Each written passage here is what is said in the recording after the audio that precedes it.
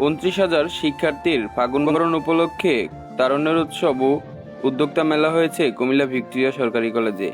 মেলার মাঠের বাতাসে পিঠার মিষ্টি গন্ধ, মাঠে শিক্ষার্থীদের রঙিন নৃত্য, মুখে মুখে মিষ্টি পিঠার স্বাদ নেওয়ার হিড়িক।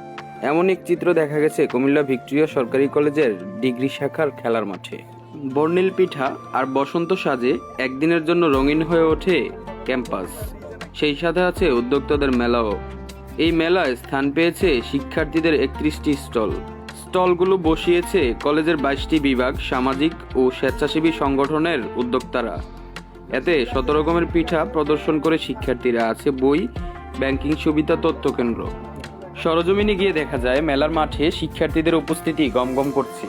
নতুন পিঠার স্বাদ নিতে বিভিন্ন স্টলে দেখা গেছে উপচে পড়া ভিড়। সেই সাথে ছাত্র শিবিরের আইসিএস পাবলিকেশন ও ছাত্রদলের পিঠার স্টলও দেখা গেছে শিক্ষার্থীদের আনাগোনা।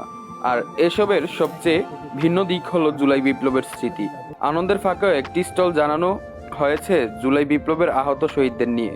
সেখানে স্থান পেয়েছে বিপ্লবে ছাত্রলীগের নির্যাতনের শিকার ভিক্টোরিয়া কলেজের শিক্ষার্থী তামিমের ছবি।